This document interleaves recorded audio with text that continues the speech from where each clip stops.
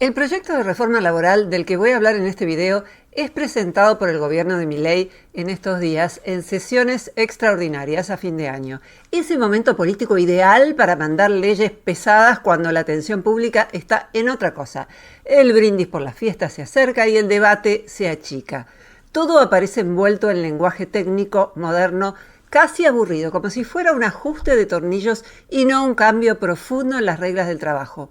Pero justamente por eso vale la pena mirarlo con lupa antes de que nos lo vendan como un trámite inevitable, neutro y sin consecuencias. En este video voy a recorrer algunos de los puntos más delicados del proyecto: despidos e indemnizaciones, banco de horas, vacaciones, periodo de prueba y derecho a huelga, entre otros. También vamos a hablar de las agencias europeas que se encargan de conseguir trabajo, un organismo que no es nada común en Latinoamérica. El análisis está basado en el texto mismo de la reforma que dejo en el primer comentario y en el marco brindado por varios abogados laboralistas, entre ellos David Duarte, doctor en Derecho, entrevistado por el excelente canal para abogados Soy Jurista. Como por momentos es un tema muy técnico, me esforcé por volverlo lo más claro posible, aunque no es esta una discusión técnica para especialistas ni un ejercicio ideológico abstracto. Es una reforma que redefine quién asume los riesgos, quién gana margen de maniobra y quién queda más expuesto. Así que antes de aceptar que no hay alternativa, conviene entender bien de qué alternativa estamos hablando.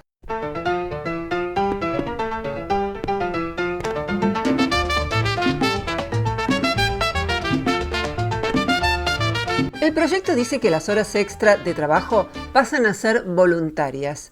Agreguen comillas a voluntarias y que, según el artículo 42, pueden compensarse mediante el llamado banco de horas. Como si las horas fueran plata que se guarda, se saca y se mueve de una cuenta y no tiempo de vida del trabajador. La idea es que si un día el jefe te pide que trabajes más horas, al día siguiente u otro día lo compensará permitiendo que trabajes tantas horas menos como hayas trabajado de más en esa ocasión. Todo eso parece presentado como un acuerdo entre partes, casi como un contrato entre iguales, cuando en realidad se trata de una relación profundamente desigual. Suena razonable en el papel, elegante incluso, pero el problema es que esa escena idílica no existe en el mundo real. En el mundo real hay alguien que paga el sueldo y alguien que lo necesita para vivir, y esa diferencia no es un matiz, es la estructura misma de la relación. Llamar voluntariado a algo dentro de una relación jerárquica es un ejercicio de ficción jurídica bastante sofisticado. El trabajador elige aceptar el banco de horas del mismo modo en que uno elige no discutir con el jefe cuando el clima está raro. Técnicamente puede decir que no, pero todos sabemos que se reescribe después esa negativa en el legajo invisible de la empresa. El proyecto de ley imagina a un trabajador que dice con total tranquilidad: no, hoy no me quedo más tiempo, tengo que ir al gimnasio o al acto del colegio de mi hija, o no quiero quedarme porque me quiero rascar el higo. Y un empleador que responde con comprensión democrática. En la práctica, lo que se activa no es un diálogo libre, sino una memoria selectiva. Quién es flexible, quién colabora, quién se queda cuando hace falta y quién, curiosamente, empieza a sobrar cuando llegan los ajustes, las reestructuraciones o los despidos por razones organizativas. Nadie te va a echar por rechazar el banco de horas, claro, eso sería grosero. Te van a despedir porque bajó tu rendimiento o porque el puesto se redefine. El artículo 42 preserva intacta la voluntad en los papeles y la hace desaparecer con elegancia en la vida real. Además, el banco de horas convierte lo que antes era un derecho claro, trabajas más, cobras más, en una contabilidad abstracta administrada por la empresa. Hoy regalas 2 o 3 horas, mañana quizás te las devuelvo en si conviene, si se puede, si no hay urgencia, si no, justo esta semana no. El tiempo del trabajador, que es su único recurso no renovable, pasa a ser tratado como una ficha intercambiable, algo que se acumula, se compensa y se licúa. No es que trabajas menos, trabajás cuando la empresa necesita y descansás cuando la empresa autoriza. La cosificación es completa, ya no sos una persona que se cansa, sos una suma de horas que entran y salen de un banco que no manejás. Lo de pagar más las horas extra, que acá desaparece, surgió justamente para desalentar al empleador a hacer trabajar a su empleado más de la cuenta. La propuesta de Milei echa por tierra ese desaliento. El empleador se mete con el proyecto de vida de su empleado. No es que eso no pase en la actualidad. Ocurre, hay muchos empleadores que hacen trabajar horas extra a sus empleados y no se las pagan más. Pero ahora ese empleador puede ser legalmente demandado, mientras que si entra en vigencia la reforma laboral, el empleador podrá seguir haciéndolo sin arriesgar absolutamente nada. El humor involuntario del artículo 42 está en su fe absoluta en el acuerdo entre iguales, como si el miedo a ser despedido no existiera. No hace falta una amenaza explícita, alcanza con el silencio, con el recordatorio casual de que hay mucha gente buscando trabajo. La coerción moderna no necesita gritar, alcanza con sugerir. Por eso el derecho laboral histórico siempre desconfió de estos supuestos acuerdos libres, porque sabe que la libertad formal no compensa la desigualdad real de poder. Al final, el banco de horas del artículo 42 funciona como una transferencia prolija y legal del costo y del desgaste desde la empresa hacia el trabajador. La empresa gana flexibilidad total, entre comillas flexibilidad, el trabajador gana incertidumbre, cansancio y la obligación permanente de demostrar buena voluntad. Se trabaja más, se cobra menos o se cobra después, y siempre con la sonrisa de quien entiende que su tiempo vale, pero no tanto como para negarse. Así, bajo el nombre amable de banco de horas, se legaliza algo bastante antiguo, que el tiempo del trabajador nunca termina de ser suyo y que cuando las horas se tratan como plata, el que queda en rojo es el mismo de siempre.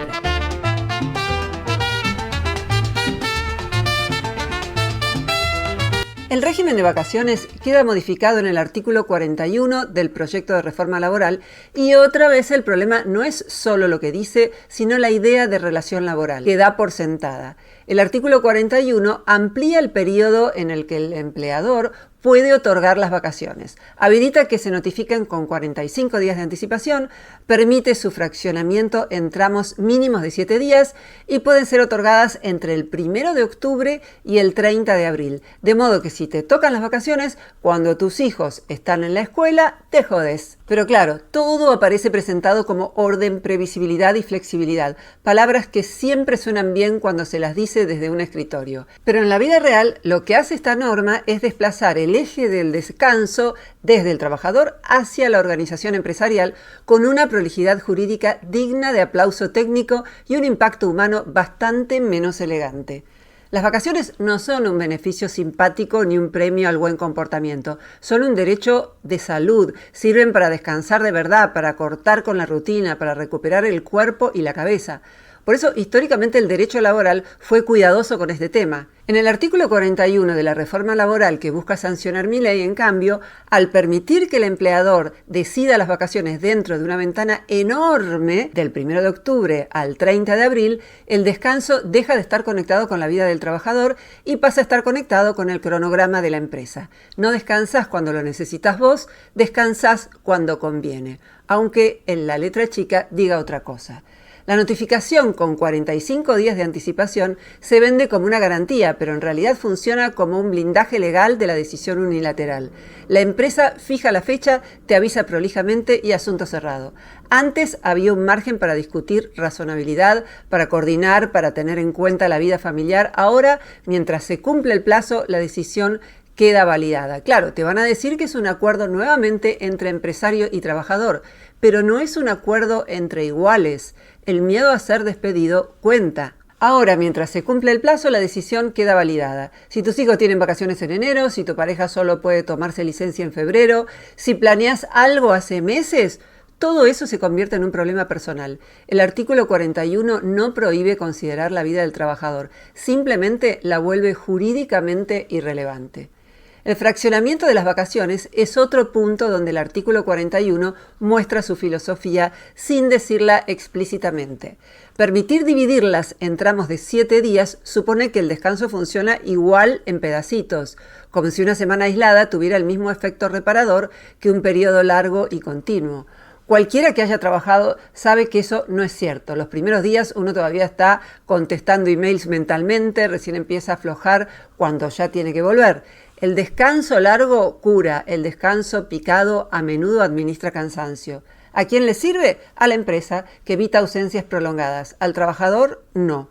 Formalmente, el fraccionamiento requiere acuerdo, otra vez la palabra mágica, otra vez la ficción del consentimiento libre en una relación desigual. En la práctica, muchos trabajadores van a aceptar dividir las vacaciones porque negarse tiene costo, porque no quieren quedar como poco colaborativos, porque saben que decir prefiero todo junto puede leerse como un gesto incómodo.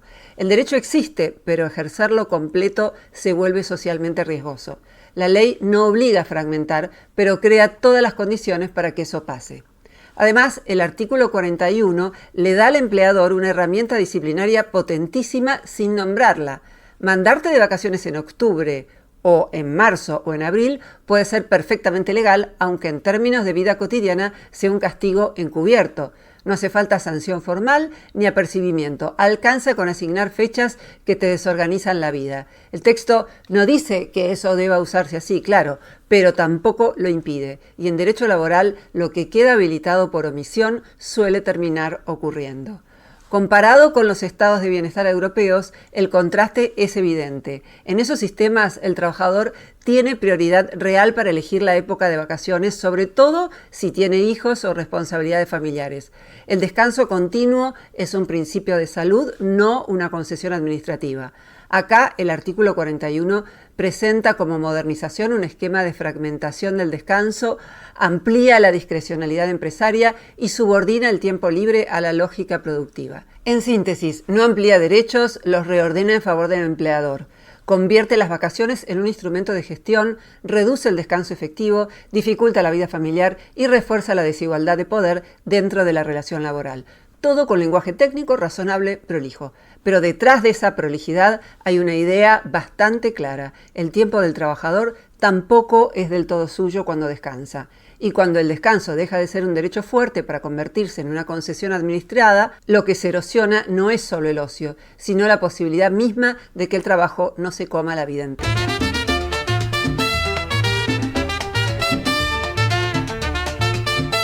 Lo que va a pasar con los repartidores de plataformas queda bastante claro cuando uno lee el artículo 23 del proyecto de reforma laboral que modifica la presunción de existencia de contrato de trabajo.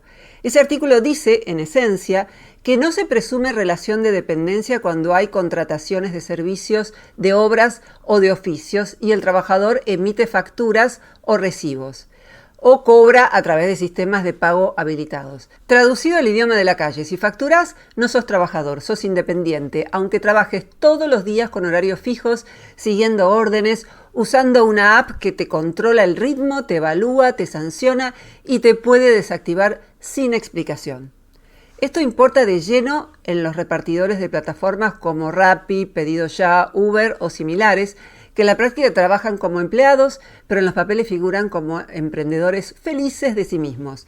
No ponen el precio, no eligen libremente a sus clientes, no deciden las condiciones del servicio, no negocian tarifas y están sometidos a un sistema de premios y castigos algorítmicos que harían sonrojar a cualquier capataz del siglo XX. Sin embargo, gracias al artículo 23, todo eso deja de importar jurídicamente si hay una factura de por medio. La factura funciona como un detergente legal, limpia la relación laboral, aunque la mugre de la dependencia sea evidente. Hoy la ley de contrato de trabajo dice algo muy simple y muy potente. Si alguien presta servicios en condiciones de dependencia, se presume que hay relación laboral, salvo que el empleador demuestre lo contrario. Esa presunción protege al más débil, que es justamente para lo que existe el derecho laboral. El artículo 23 del proyecto da vuelta a esa lógica.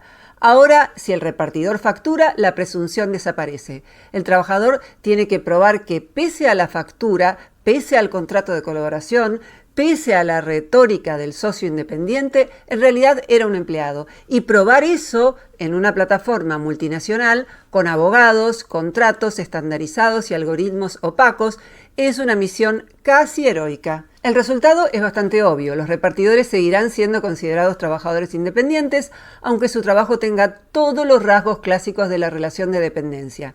No habrá aportes jubilatorios, no habrá aportes a una obra social, no habrá licencias por enfermedad pagas, no habrá vacaciones, no habrá aguinaldo y no habrá indemnización si los sacan de la plataforma de un día para el otro. El riesgo económico se traslada íntegramente al trabajador que pone el cuerpo, el tiempo, la bicicleta o la moto y también la salud. La plataforma pone la app y la excusa jurídica. El artículo 23 consolida este modelo en lugar de cuestionarlo.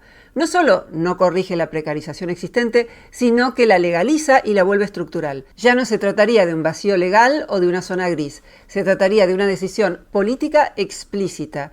Si facturas, no hay relación laboral. Punto. Da igual que trabajes 10 horas por día, 6 días por semana, que dependas económicamente de una sola plataforma o que te bloqueen si rechazás pedidos. Todo eso pasa a ser anecdótico frente al fetiche de la factura. Lo más irónico es que el discurso oficial suele hablar de libertad y de elección.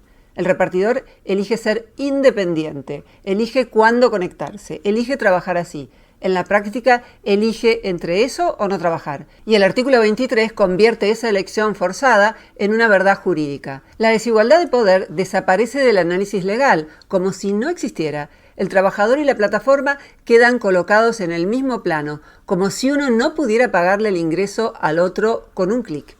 En muchos países europeos ocurre exactamente lo contrario. Frente al fenómeno de los repartidores, las leyes y los tribunales refuerzan la presunción de laboralidad para evitar el fraude del falso autónomo. Acá, con el artículo 23 del proyecto de reforma laboral, se hace el movimiento inverso. Se debilita la presunción justo en el sector donde más se la necesita. El mensaje es claro: si sos repartidor, seguís siendo invisible para el derecho laboral tradicional, aunque tu trabajo se parezca cada vez más al de un empleado clásico. En síntesis, el artículo 23 garantiza que los repartidores de plataformas sigan siendo considerados trabajadores independientes, aun cuando en los hechos mantengan relaciones de dependencia evidentes. Consolida la falta de aportes, la ausencia de obra social, la inexistencia de derechos básicos y la precariedad permanente. No es una omisión ni un descuido técnico, es una definición de modelo. Y en ese modelo, el trabajador de plataformas no es un trabajador al que haya que proteger, sino un costo a minimizar con lenguaje moderno y contratos prolijos.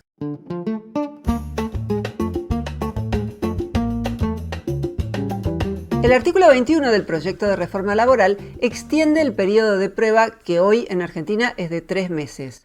Con la reforma pasa a ser de 6 meses como regla y puede estirarse hasta 8 meses en empresas medianas y hasta 12 meses en empresas pequeñas, durante las cuales el empleador puede despedir sin pagar indemnización y durante el cual el empleado no tiene seguro médico. O sea, medio año, 8 meses o directamente un año trabajando, cumpliendo horario, produciendo y obedeciendo órdenes, pero jurídicamente en veremos. Si te echan, no te pagan indemnización. No es una evaluación razonable, es una precariedad prolongada con nombre técnico.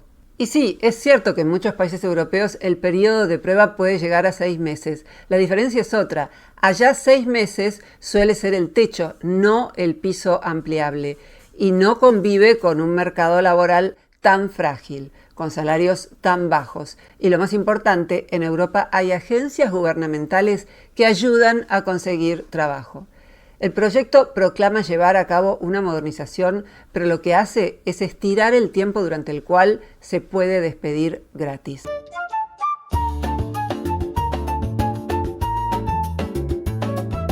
En Europa existen muchas agencias de empleo y reclutamiento que funcionan como intermediarias entre personas que quieren trabajar y empresas que necesitan trabajadores.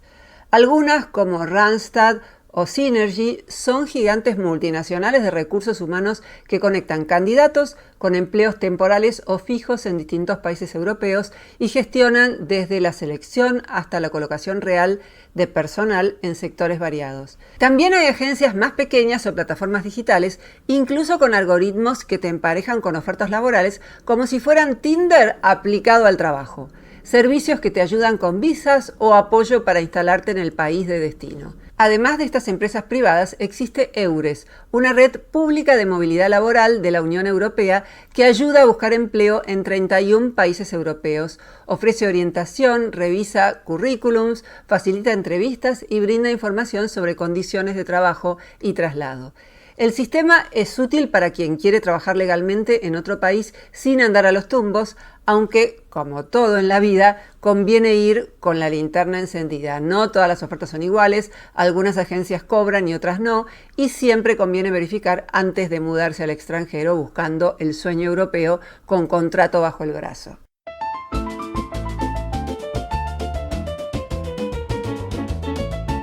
Recapitulemos. El proyecto de reforma laboral argentino propone una serie de cambios que modifican reglas históricas, habilita el banco de horas en lugar del pago obligatorio de horas extra, permite fraccionar y mover las vacaciones según conveniencia empresaria, extiende el periodo de prueba y debilita la presunción de relación de dependencia en casos como el trabajo en plataformas. Todo está presentado como modernización y libertad de contratación, pero el efecto concreto es trasladar más riesgo al trabajador y darle más margen de maniobra al empleador, especialmente en un mercado laboral frágil y con 43,2% de informalidad, lo que significa que casi la mitad de los trabajadores argentinos no acceden a los derechos sociales con los que cuentan los trabajadores en relación de dependencia. En muchos países de Europa la lógica es distinta.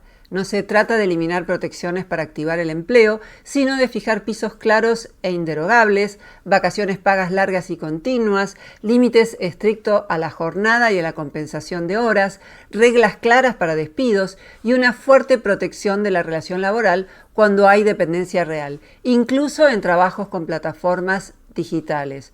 No es que allá no existan algunas medidas comunes con los países gobernados por la derecha, sino que está compensada con seguridad, ingresos estatales, organizaciones dedicadas a conseguir empleo y derechos efectivos. La diferencia central no es ideológica sino práctica. Mientras el proyecto argentino confía en que el mercado y la buena voluntad van a ordenar las relaciones laborales, en Europa y Escandinavia se parte de una desconfianza básica y bastante realista. Se asume que, si no hay reglas fuertes, el más débil pierde. Por eso, sin encarnar la justicia social plena, allá el derecho laboral no se achica cuando el trabajo cambia, sino que se adapta para seguir protegiendo a quien vive de su salario, incluso cuando el contrato viene disfrazado de modernidad.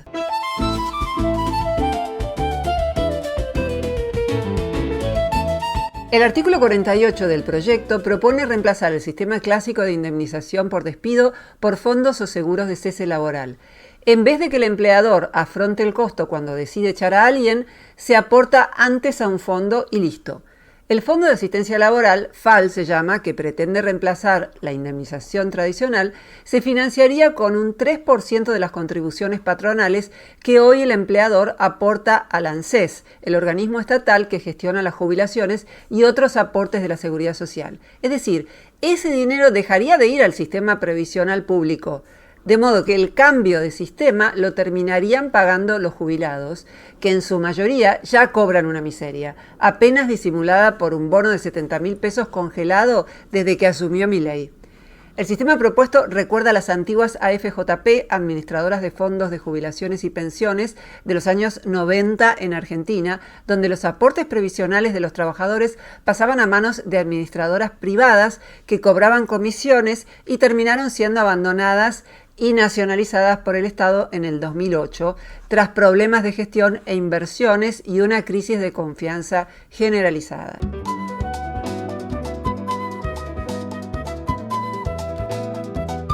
El artículo 24 avanza sobre el derecho a huelga, ampliando la noción de servicios esenciales, es decir, actividades en las que parar estaría total o casi totalmente prohibido. El concepto, que debería reservarse para situaciones extremas como la vida o la salud, empieza a estirarse hasta abarcar cada vez más sectores. Cuando todo es esencial, nada puede parar, y cuando nada puede parar, protestar se vuelve decorativo. Este artículo es anticonstitucional porque el derecho a huelga está expresamente reconocido y protegido por el artículo 14 bis de la Constitución Nacional y solo admite regulaciones muy excepcionales que no lo anulen en los hechos. La huelga no es un capricho ni una manía sindical, es la herramienta básica de presión de los trabajadores. Vaciarla de contenido no elimina los conflictos, solo los vuelve silenciosos. Se sigue trabajando, pero peor. Se sigue produciendo, pero con bronca acumulada. El artículo 24 ordena el conflicto quitándole dientes y después se sorprende si la paz laboral se parece más a resignación obligada que a acuerdo real. Hay muchos más artículos en el proyecto de reforma laboral y muchos otros puntos que merecerían un análisis detallado, pero paro acá porque si no este video se convertiría en interminable y tuve que hacer necesariamente un recorte. No es que lo demás no importe, importa y mucho. Por eso voy a dejar el enlace al texto completo del proyecto en los comentarios para que cualquiera pueda leerlo y formarse su propia opinión sin eslogans ni resúmenes interesados. Y con esto cierro. Todas estas reformas se presentan como técnicas, modernas e inevitables, pero cuando uno las baja a la vida real siempre pasa lo mismo. Se facilita el despido, se debilita la negociación colectiva, se recorta la protesta y se traslada el riesgo al que vive de su trabajo. No es una discusión abstracta e ideológica, es quién paga los costos cuando las cosas no funcionan. Y como casi siempre, el sistema está diseñado para que los pague el mismo de siempre.